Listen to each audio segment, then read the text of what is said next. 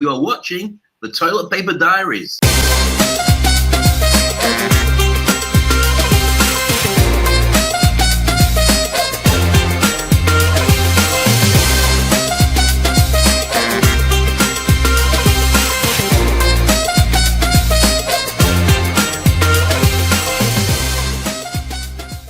I am very excited to start our fourth week in quarantine. 4 weeks. Yeah, but your quarantine's not like my quarantine. My quarantine is a proper prison at home quarantine. I don't go out for walks with the dogs and have a look around and just wave at people like many people are doing around the world. It's proper lockdown in Dubai, where you have to apply if you want to leave the house. You've got to put down your car registration. You've got to say what time you're leaving. You've got to say where you're going. You can go to the shops, you can go to a hospital, or you can go to a pharmacy, and you have to say what time you're coming back. And it's really working. You can order food in, of course. You can order services to be delivered to your house. But the whole point is about social distancing and making sure that the quarantine works means that for almost a month now, in fact, I think it has been a month, we've been inside a house looking at everybody in my family, and nobody's killed each other. That's a plus. Well, that's absolutely a plus. Well, yeah, over here it's completely different. But as I was mentioning it a couple of days ago, I think it's a little bit like the Mexican wave. I mean, right now, this is what you're going through. I wouldn't be surprised if very soon that's what we are going to be going through. And this is one of the things which are very interesting, because you will be able to figure out with a little bit of anticipation what is happening by looking at what's happening in China, what's happening in Dubai, what's happening in other places. So anyway, I am right now here also not only with the lockdown, but also the weather here in Texas is just insane. I mean, yesterday it was 82 degrees. Right now it's 59 degrees, which is just insane. I mean, there's a 30-degree difference. So that's why, I mean, I keep on saying I always see you with a t-shirt. Sometimes I am with a t-shirt, sometimes I am with a jacket, because one day is warm, the other day is cold, and it's no wonder why also people on top of the pandemic, they're also getting sick. Well, here's the thing that scares everybody. It scares me. We've mentioned it a couple of times on the show. When the temperatures change, right now the air conditioning's on here, so it's pretty much stable in every building in Dubai. There's air conditioning to keep it the way that you want to. But when you're going outside and coming back in at different times of the year, it's quite natural to catch a kind of summer flu. And of course, when I started catching that, which I do every year, you start sneezing, and that was right at the time of the pandemic, but when we're still able to go out shopping and converse with people. So you're talking to somebody when you walk into a shopping mall, and suddenly you start sneezing, and everybody looks at you like you're a leper. So now that's changed, obviously, because we're not going out at all, but there are still all the normal colds and flus and things, and so it's very important for anybody who's at home worrying to be aware of the fact that you may just have a normal cold. It doesn't mean you've got the coronavirus. Just be aware of that. Hey, today we have a very interesting topic, which is going to be love in lockdown. And interesting enough, I think a lot of people think, well, you talk about love and everybody thinks about romance and everybody thinks about sex, possibly, which I think right now might be also in lockdown for many, because of course, I mean, I find it very difficult. You're not going to come on to me now, are you? But lots of people watching. I'm just telling you my observations, but anyway, okay. That's not what we were where we were wanting to go. But I think the idea is basically to help people understand that there's two feelings right now that people are two emotions that basically are one side from the other. On one side, you have love. A lot of people think that the opposite of love is hate. In my eyes, and I think in everybody that understands a little bit of self-help and self-motivation, you understand that the other side of love is not hate, but it's actually fear. And it is a dichotomy because, of course, people do not really understand how this works. And because there's so much fear right now, there's a lack of love and empathy and caring. I mean, I love this chart over here. And as we can see, on one side, love has compassion, empathy, helping, supporting, caring. coming together, connection, hope. And in the other side, we have blame, anxiety, worry, panic, hate, anger, disconnect, the us versus them, the helplessness. And you can see that most people which are right now in lockdown because of what they see on television and because of what they read in the newspaper or in social media, they are living in fear. What does that mean? That if they are living in fear, they are not living in love. And this is the exact topic of what we are going to be covering today. I think it's very interesting for lots of different reasons. I hope I'm not going to give too much of a game away. But when you think about the people who've made the decision that they are going to be out there protecting us, delivering food, doing the nursing and the caring and the medicine, and making sure that we're policed properly, they have to have made a decision that above and beyond their job, they love people enough to risk their lives to make sure that we're all safe in our own hiding places and our own little lockdown. So that's a transition that I think everybody who you see out there, and that's why they deserve such a massive round of applause, has already made. Otherwise, they just couldn't go to work. Elizabeth Kubler-Ross, who was a thanatologist, and she was very strong in the self-esteem movement. She wrote this a long time ago, and I really love it. It says, there are only two emotions, love and fear. All positive emotions come from love. All negative emotions come from fear. From love flows happiness, contentment, peace, and joy. From fear comes anger, hate, anxiety, and guilt. It's true that there are only two primary emotions, love and fear. But it's more accurate to say that there is only love or fear. We cannot feel these two emotions together at the exact same time. They are opposites. If we are in fear, we are not in a place of love. When we are in a place of love, we cannot be in a place of fear. And I think it's so incredibly critical that everybody understands this, because, you know, the more that we go into a fear situation, the tougher it's actually going to be for everyone. Not only while we are in lockdown, but also what's going to happen after the lockdown.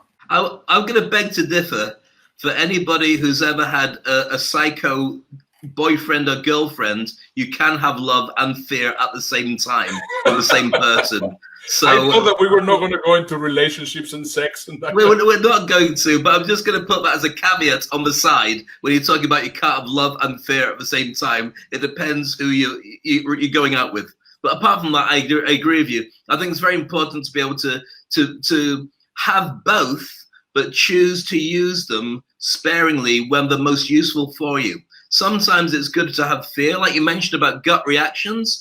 That comes from your gut when you have a fear about something, but ultimately from your heart and from your brain, that love's got to come out and make you override it to do the right things for other people, not just yourself. And you know what I really like when you start changing your focus into looking for loving examples, and then you come across with stories like this, you go like, wow, this is amazing. I mean, this was somebody in Norway that had a daughter here in the United States, and wrote a loving letter to her. And then everybody started spreading the birthday card and the birthday love through social media. And I think that's just really very sweet. I mean, whenever people focus into the right thing, into the right emotion, it's just amazing what is actually accomplished. I agree. And I think one thing that social media has allowed us to do is understand the power of connecting with others and understand the different ways of being generous and sharing and making things go viral. So hopefully during this time when people are unable to connect with people physically, social media is doing the job it's meant to do of giving people a real reason to connect and do great stuff. I mean, there's a website, we'll probably feature the website tomorrow because I'm just bringing it up now. There's a website I was looking at earlier today where it's all about connecting people to be able to go to a website, use Zoom or whatever a different system is. It's called www.livingroomconversations.org, livingroomconversations.org. And on this particular website, they give you a system for being able to connect with strangers on we've got a number of set topics. So for instance, if you want to talk about love or fear, you'd start off for the first 10 minutes introducing who everybody is in the group, and then you'd go to questions that they've preset just so you can connect with strangers and bond. I think it's a very interesting way of driving conversations with people you might never meet before. So yeah, people are connecting. It's good. Yeah, that's nice. And there's also, even in the romantic part, there's now a new dating app that will actually help you find people to quarantine together, even if you are not with them. So it's very sweet. And the way that this app works, first they send you a text to remind you to wash your hands and to have physical distance. Then they will match you up with a date at a certain time, and then you will get a private message so that you can actually have a conversation with people. So it's just very interesting how this is developing and how people are coming up with different ideas on how to handle this situation that we're in. It's very interesting, but I would bet you a lot of money it ends up a lot of naked people on that particular app. I'm just saying, human nature. I'm just thinking. Not judging. That's, I mean, I'm just the messenger. I'm just the messages. I'm just basically absolutely. Let's not go there. But I do think one thing that is really beautiful is how people are spending time having meals and happy hour and having coffee chats and all the things you'd normally do in Starbucks or even in a bar or a restaurant, but just doing it now through social media and doing it through the communication on video. I think that's something that's not going to go away. To meet somebody, say 3 people meet together at the same time in different parts of the world, just to grab a coffee for 20 minutes and catch up and see how things are going. You'd never dream of doing that. What you do instead is you wait until maybe a year or 2 years when everybody came together again, and then you'd have like a couple of days. With this, you can create incredible new relationships because we have to, and they will be really refreshing. Yeah, absolutely. It is very interesting to see how everything developed also last week. Last week, for our Jewish friends and for our Christian friends, we both celebrated either Passover or we also have Easter. And it was just very interesting to see how everybody handled it. I mean, we reported a couple of episodes ago about these people that were going crazy because they were really doing everything possible to go into church. And then we had all these people that in other churches that were doing services through Zoom. And here in Houston, we have Joel Osteen. And Joel Osteen is possibly one of the most famous pastors in the world. I mean, he's multi-denominational. So to his church, there's not only Christians and Catholics, but there's also Jews and even non-believers go see it because, of course, he understands the power of marketing and he understands also the power of show business combined with religion, which is very interesting. And this is just a segment of how the service was done. The church used to be the stadium for the Houston Rockets, and right now it's actually converted into a church. But I think it's just very interesting the focus that they wanted to get, because I think they are in the right frame of mind, which is thankfulness and gratitude. Let's have a look. It's so important when you got all the different people who are parts of different elements of the community that are helping emotionally, physically, from a law enforcement point of view, all on the same page.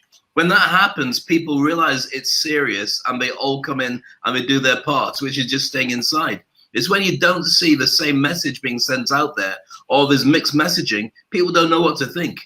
So it's a beautiful sermon you were sharing there. So thank you. Yeah, it's very cool. I mean, I tried to get to see some of the services that were there. I saw the part of the concert from Andrea Bocelli yesterday, also from the empty cathedral in Milano. I got to hear some of the messages, and every single message was the exact same thing.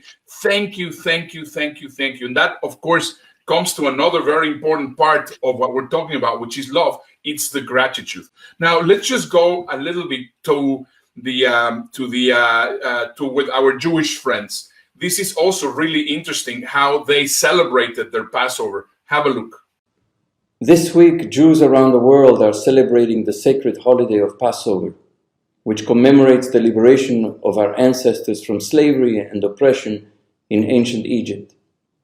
Egypt is called Mitzrayim in Hebrew, which means the narrow place, the place of constriction and confinement. Because of the coronavirus pandemic, millions and millions of us around the world now find ourselves in a narrow place. We are confined afraid, and anguished in the face of this deadly disease. The Torah tells us that right before our ancestors fled Egypt, families and neighbors came together in the dark of night to share the sacrificial Paschal lamb. They all came out of their isolation and self-centeredness, and they experienced the power of loving community, which is what we relive each year at the Passover Seder table. Today, for all of us, Jewish or not, there is an important call here. In spite of our forced isolation, it is a time for us to extend ourselves, to reach out in solidarity and care for one another, to do whatever we can to see that healing and liberation will come to us soon.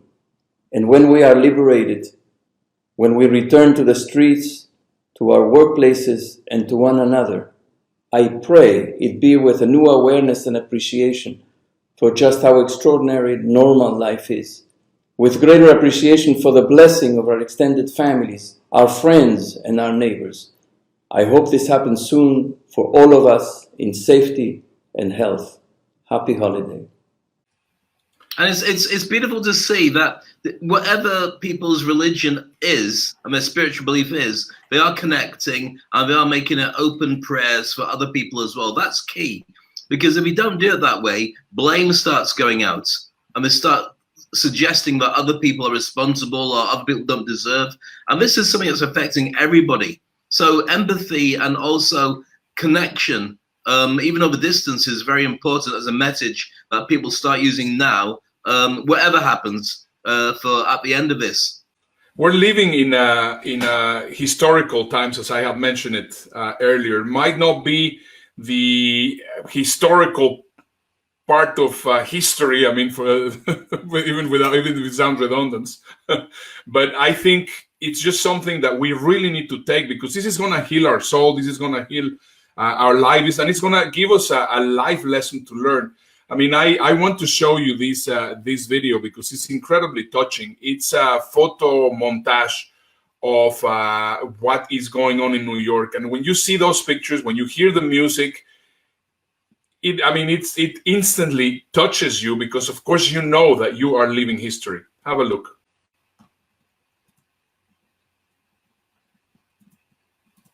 Now and again during these challenging days, we'll bring you a snapshot of life in a time of pandemic. To begin, our snapshot is of the city at Ground Zero, New York. The photos are the work of Peter Turnley. East side, west side, all around the town. The tots sang Ring a Rosie, London Bridge is falling down. Boys and girls together, me and Mamie O'Rourke tripped the light fantastic on the sidewalks of New York, on the sidewalks of New York.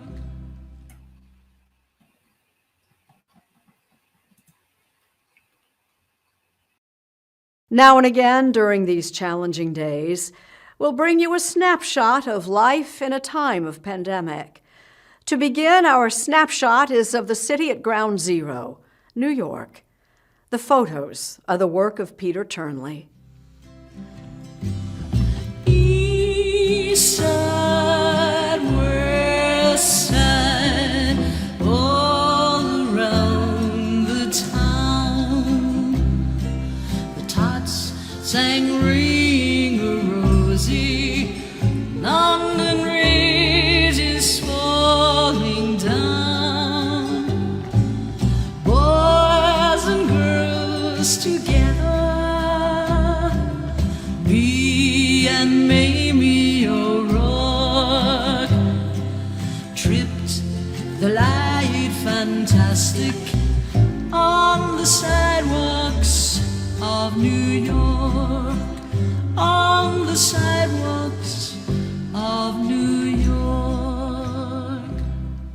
one of the reasons why you and I, Dave, decided to do this show was because we know that there had to be some sort of way in how we could inspire people in a different way. I mean, a lot of people that have contacted me recently is, well, why aren't you doing webinars talking about speaking? Because you have to now really get yourself in front of your target market.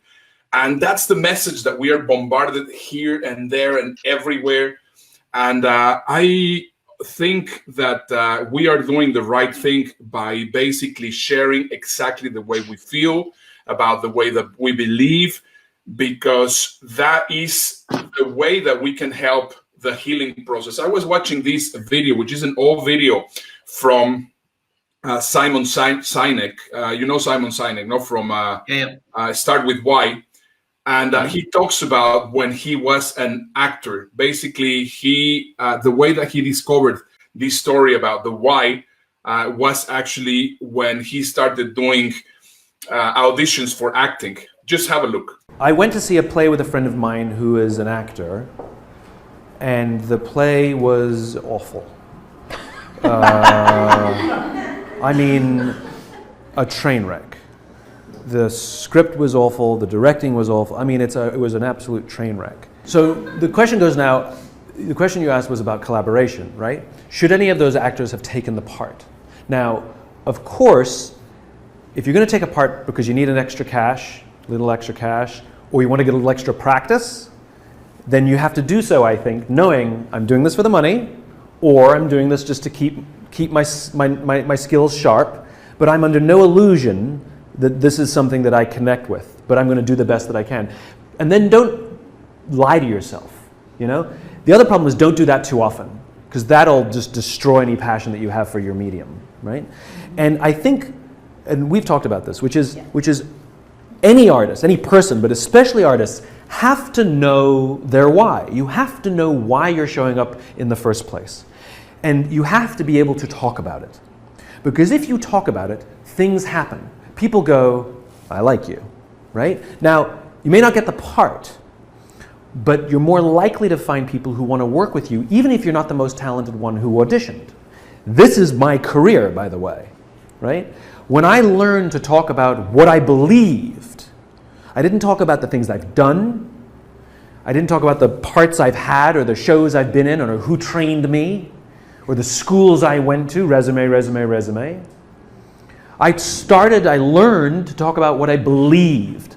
And some people thought it was cheesy. They didn't call me back. Good. And some people went, that's great. And I was not the most talented, not the most experienced, not the best at my field, but because they stood for or believed in what I stood for, they wanted to work with me. They would rather work with someone who understood them, who got them, more than somebody who would just take orders and do exactly what they wanted. Can you resonate with that, Dave?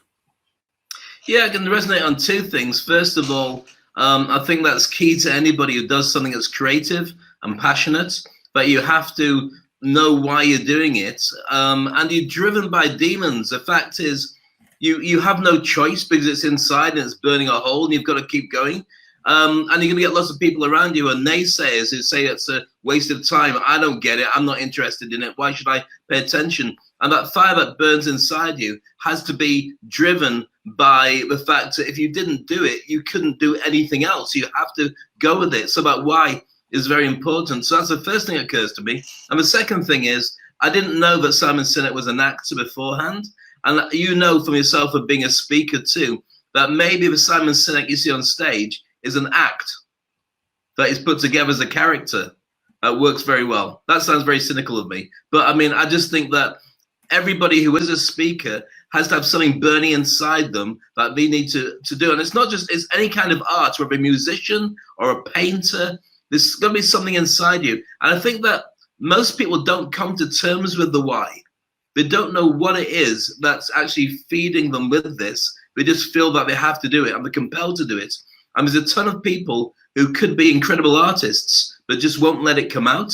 And hopefully during the time they're locked down right now, they're taking that opportunity to experiment and do some drawing or do some music or do something that write a book or do something like learn an instrument that adds to the creativity that they've kept back for such a long time.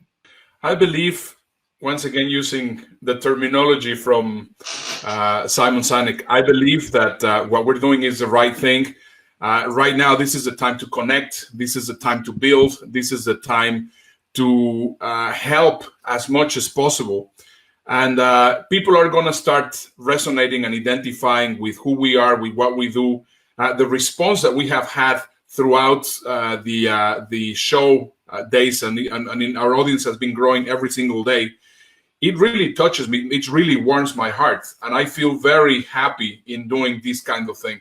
I mean, and to a certain extent, I understand that I'm in the right way. Look at this. Look at this video of what's going on with the nurses here in the States, in how kids are actually responding to them.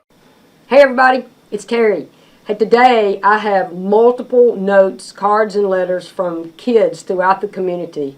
These kids have asked me to share with you what they think and how they appreciate you for what you're doing in the healthcare environment. Holton drew us a picture and he said, "Did Pete cry?" Goodness no, Pete didn't cry. So you guys are strong, just like Pete.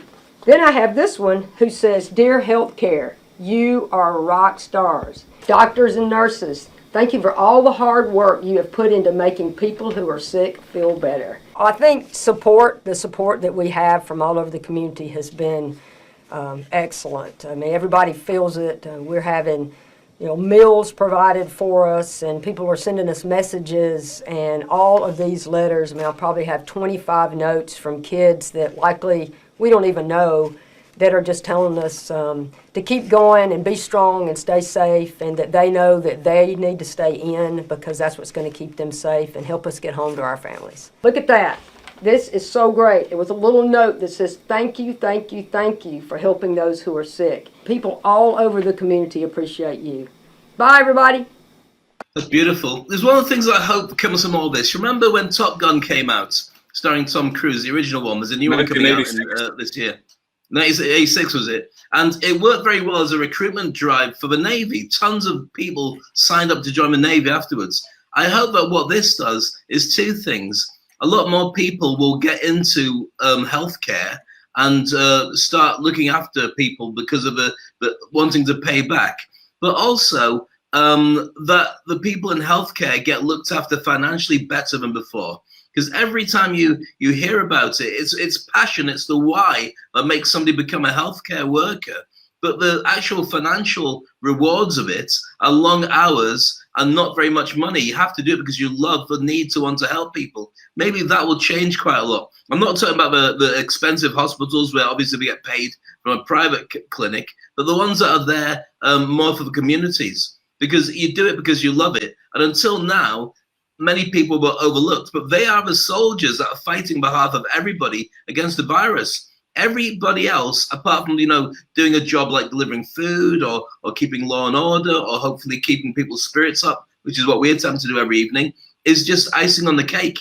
They're the real battlers in a really strange war. And you mentioned earlier about, it's the first time. It's the first time in 100 years because of the Spanish flu that we've had to deal with a global pandemic like this. Yeah, what I love about that video is the passion and the excitement in the face of the nurse when she's actually talking about this. That just touches me, because if we see, in the other hand, what is going on in reality. So this was the payoff, but let's just see the amount of work. I mean, they always say, well, whenever you see somebody that plays like a superstar, you think that was just done an overnight success.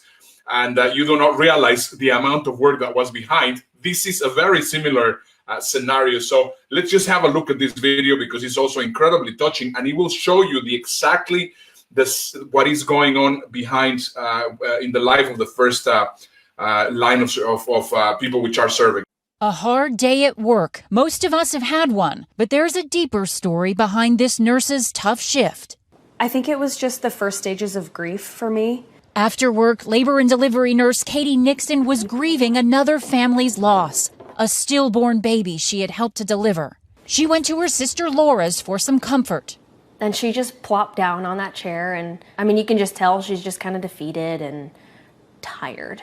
Laura took the picture of Katie sitting sadly in scrubs. She posted it to Facebook. "Can we just give it up for nurses for a minute?" she wrote, describing how her sister had worked 53 hours in 4 days. In so much caring for others, nurses forget they need care too.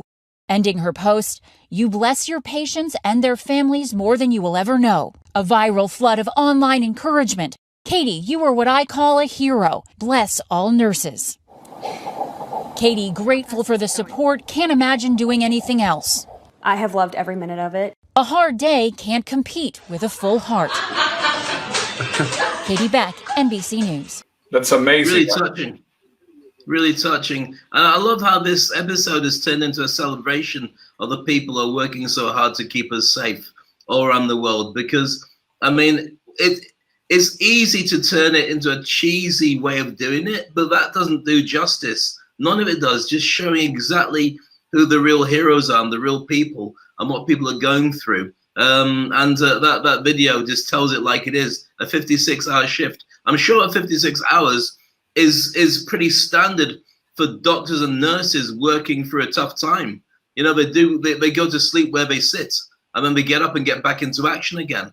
But there will be a knock-on effect, which is post-traumatic stress disorder, which affects nurses and affects doctors and people on the front line. It normally affects soldiers when they come back from fighting in overseas or whatever. But this is going to be something that has been recognized and helped.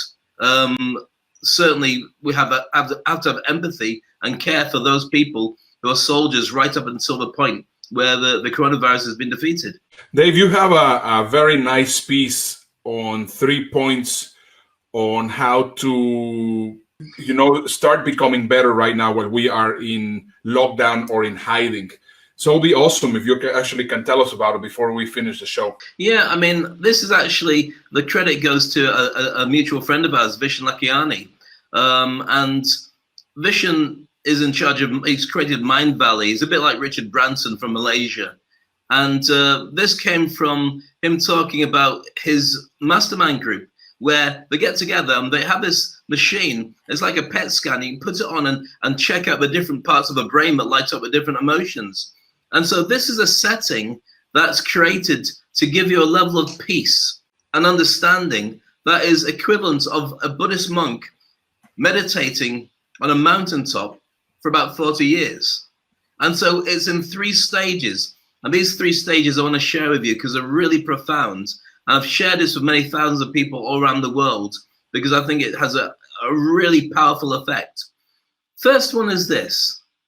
You've got to deal with the past, and the next 2 are present and future. So to deal with the past, the most important lesson is to forgive everybody in the past who's ever hurt you, unconditionally. That means not saying, you know what, that something happened and I'll let you off for this, but I'm still going to hold a grudge. You've got to let it go. If you don't, it's like retaining poison and holding on to that poison, and you can never recover. Imagine if you're trying to hurt somebody, you say, look, I'm drinking this poison to try and get at you. They're saying, I don't feel anything. In order to feel that anger, you've got to turn it up in yourself. And that kills you. It burns you out. It creates all sorts of disharmony physically and mentally, emotionally and spiritually. So when you can forgive everybody, it makes a huge impact. And I say this, and I know some people are saying, yeah, but you don't know what happened to me when I was a child, Dave. You don't know what that person did to me. I can't just forgive them. Well, work through it. But when you can let them go with what they did, you're free to move forward faster. And remember this, everything that somebody does, they do it because they believe it's the right thing to do, even if it's a wrong thing for us. In their world, they have to do it because they're compelled to do it, even if they know why they shouldn't. They're doing it because they believe of the choices, that's the one they're going to choose. So that's the first thing. Forgive everybody and forgive yourself during that period as well, because you can't blame yourself for what's gone on in the past because you were just you. So the second thing is this, and that's being present. Understand the importance of every single second, of every single hour, of every single day, and enjoy it, the good, the bad, and the ugly. Get your mobile phone, which right now is a lifeline to us all around the world, and just put it to one side. Spend some time. I mean, before I would say to people, take 1 minute or 5 minutes to meditate and just feel what it's like to be inside your own body and to breathe the air and to feel what your legs are like with your feet on the floor, and the air feels like to breathe it in, and how it feels to listen to your heartbeat and to listen to the breath around you and to gauge the temperature of a room. And I get them to do it for a minute or two, and you get profound change in people when you do it. Right now in the lockdown, you have a massive opportunity to do meditation every single morning or every single evening or whenever you choose. But being present is important, because what happens is when you get to the end of your days, if you don't take time out to give to yourself and you keep giving to everybody else and working so hard and running from meeting to meeting, which obviously we're not doing right now, but you know what I'm talking about, how will you know if you've lived a life if you've never taken some time for you? And right now we have a blessing of being able to spend that time with the people that we love, whether it's online or it's physically in your own home, and let them know that this time is just incredible, and let yourself know it as well. Take that time for you to learn and enjoy being you. So those are the two things. First of all, the past and the present, and the next thing is the future. In order to move forward and emotionally put yourself in a position where you can feel calm and able to move on, here's what you got to do. And that picture there, I'm slightly obstructing it, is one of a pawn looking at a mirror and seeing a king. Here's what the challenge is, and it's really been created by the fact that so many of us are driven by this commercial world that you've got to have the best phone, the best clothes, the most likes and loves and shares and comments online. Just be yourself. Be yourself. You are enough. The fact you're breathing, the fact you're living, the fact that you have access to food and water and friends and opportunities, and you get the same 24-hour span as everybody else, is enough for you to create the success that you need in your life. It's not you against everybody else, it's you versus you. So if you get upset because somebody's got a better car, or they've got a better partner, or they seem to be having more fun, that's their life. You don't know what they've had to do to get that. And you don't know what happens behind closed doors either. What you have 100% control over is you, and you are enough to get the best out of everybody and best out of yourself. And here's the thing that this is most illustrated by right now, is the very fact that you're on your own or with your family in this quarantine, in this lockdown, and you realize what really matters to you is very simple. It might be watching TV. It might be just getting a drink and chatting and chilling. It might be going online and checking things. It might be running a successful business or spending time with your pets or chatting with the people you love. But most of them don't cost much. Not the big things that we've been chasing for most of our lives that we're told to get. Right now, if you're in quarantine, you're not driving that big car. You're not going on that expensive holiday. You're just wearing clothes that you are and being you. So those are the three things. Forgive yourself and everybody else. Be present as yourself. And the third thing is realize that you are enough to get the most out of your life and enjoy the journey. That is very cool, Dave. I think it really puts the frosting and the cherry on the cake of what we have actually been covering. And I think it's been very useful for everybody. I want to ask you, and this is now something that I just don't want to suggest, it's something that I want to ask you. I would like to invite you to please share all this information that we're sharing. As you can see, we want to make sure that we reach as many people as possible. We are making it available right now. Every single episode that we have done so far, it is already there on the podcast, with the exception of the one today, but it will be there a little bit later on tonight. Please go to bit.ly toilet paper podcasts. And if you cannot watch the show, make sure to listen to us. I ask you because we really want to make sure that we help as many people as possible.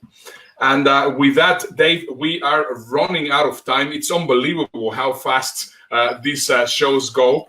I would like to possibly leave everybody with one beautiful thought. Basically, karma events. First of all, be grateful. Second, act with love. Third, check your motives. Don't do things which are going to be affecting you in the present or the future.